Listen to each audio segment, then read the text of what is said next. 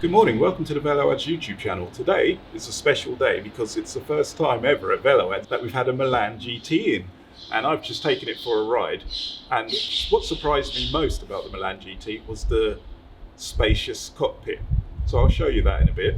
So there's a lot more room in there than the Milan SL that we have just behind. And as you can see, for comparison, you can see the size difference. So the GT is quite a bit larger than the Milan in every area, which we'll go over.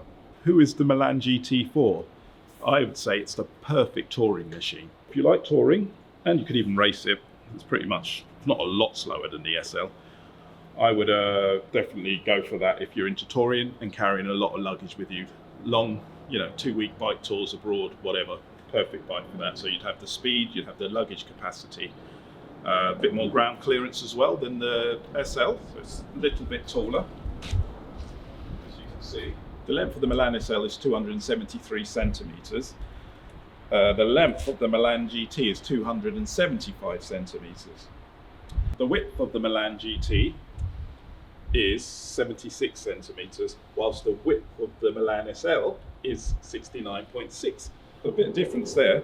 Turning circle of the Milan SL, as it's narrower, so there isn't as much room in the front wheel arches, is 14 meters, and a turning circle of the Milan GT with its nice wide spacious wheel arches is 11 to 13 meters, so it's quite a big difference there.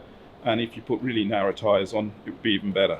I've carried both now, and the Milan GT does feel substantially heavier than the Milan SL.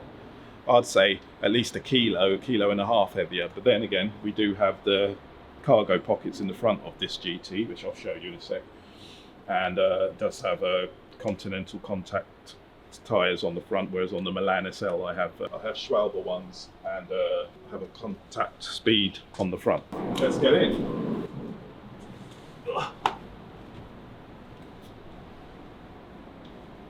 First of all, if you want to have a look inside, see how cavernous it is inside this one.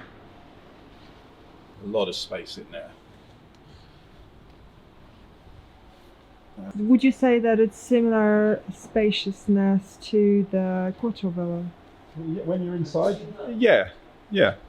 Feels a bit, I'd say there's a bit more room in there. It seems without the... Even more than Quattrovelo? Yeah, probably the same. The front end where your legs are, seems to be more room, space around you than in a Quattrovelo, because the Quattrovelo hood is quite flat, the bonnet. It doesn't have the humps. So when you're riding and you're looking in the front, it you seem to have just more of an area. As you can see, even where the humps dips are in the floor, and you look in this one, in the GT. Anyway, I'll get in. So as you can see, I'm going to climb into this one now, and then you'll see roughly how much room I have beside me when I'm in. Right, come and have a look. I feel like I'm in a cavern in here, and as you can see, look how much room I have beside me. Oh yeah. My hips are nowhere near the wheel arches here. And then... Can you get in the SL just for comparison? Yep.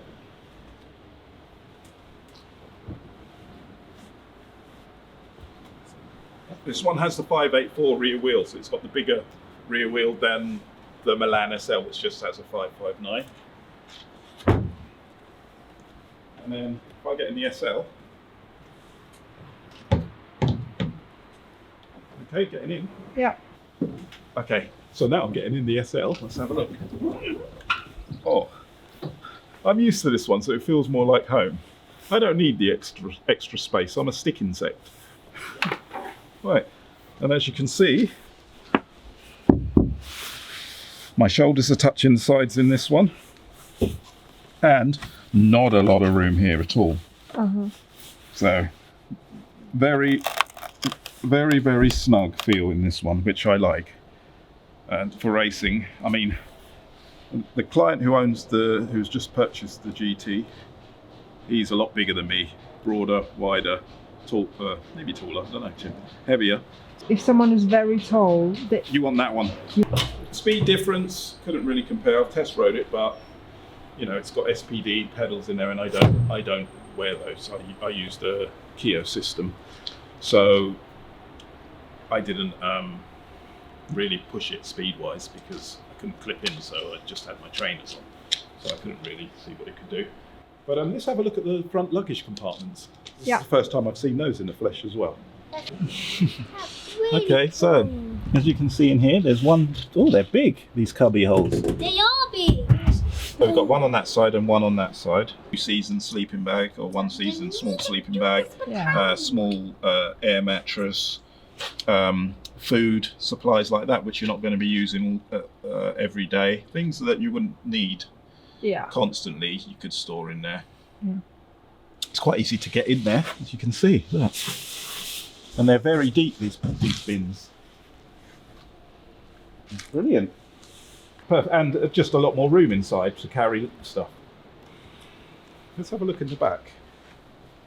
See how much space is in the back compared to the other one.